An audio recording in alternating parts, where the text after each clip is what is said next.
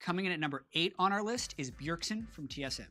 Looking at the rankings, I hate the fact that I have him at 7 and you guys both have him at 8. TSM Jet. I look at Doublelift, I have him like 1 point higher than you guys, and suddenly I'm just TSM Jet all over again. Yeah, this is definitely the only reason you're TSM Jet. Yeah, the only reason. Anyway, I have him at 7, you guys have him at 8, which based on our pattern, I will talk about the great things Bjergsen has done this year. He's been the MVP of the summer split. I think he's transitioned as a player away from being the guy that needed like a jungler by his side at all times to someone who actually takes a lower proportion of farm than a lot of other dominant mid laners in the North American LCS. And he still has the same effectiveness with it. He plays supports, he can play assassins, he can play the control mages. He's really evolved in this complete player who doesn't need the jungler there and can help all of his other lanes. So I think his MVP was well earned, and I think he's the second best mid laner at Worlds, as you guys do as well. But I had him at 7, you had him at 8, so I had to start it off with a bunch of positive things. I mean, TSM again, Jet, he's in many ways, he's the complete package in so many ways as a player, because not only is he so good individually, again, he's also become such a big role, a big important member of TSM. You know, he's the guy they built the team around, he's the leader of on that team. He makes a lot of calls together with someone like Doublelift.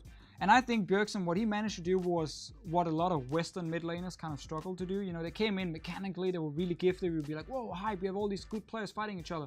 He kept that same level in terms of mechanics, and then he just added on top of that.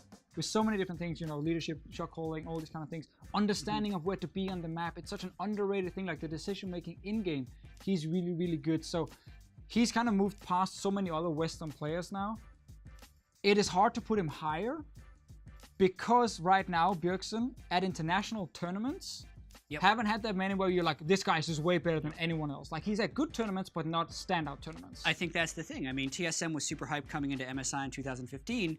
They falled flat on their face. They did. And I think he would be higher if he had any international success, but like he really has not done well in that realm of gameplay, and like this is the Worlds where he's going to have to prove himself if he wants to stay in this elite class, because I think if he comes into Worlds again and TSM falls, I don't see him making it in the top 10 no matter how dominant he is in North America. Yeah, winning has to come in at some point, and that's the biggest thing. I have nothing negative to say about Bjergsen. I think that he really has elevated his game to all the things that you guys are saying, but to make it into the top 5, and he is pushing that right now, winning at some point comes in on the international stage, and he hasn't been able to do it as of yet. So I think that that is the only thing you can hold against him.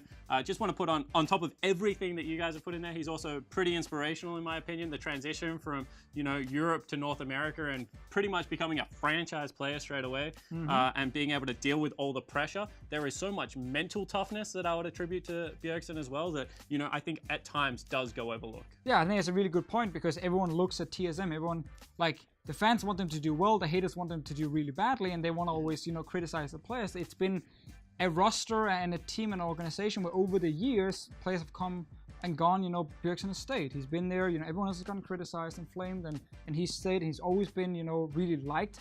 I think for Bjergsen, this tournament, you mentioned it, he has to do well, you know, TSM has to do well for him to go higher. I agree. I actually think he's the kind of guy who can go also like quite a few steps up if TSM is doing really well, because so much of what they do in game is about Bjergsen.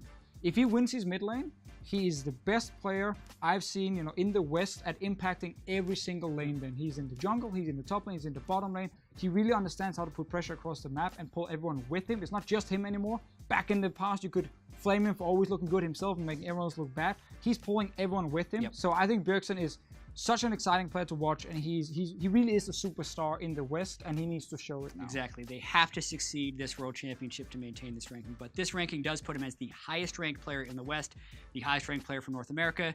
Overall, 8th on our list.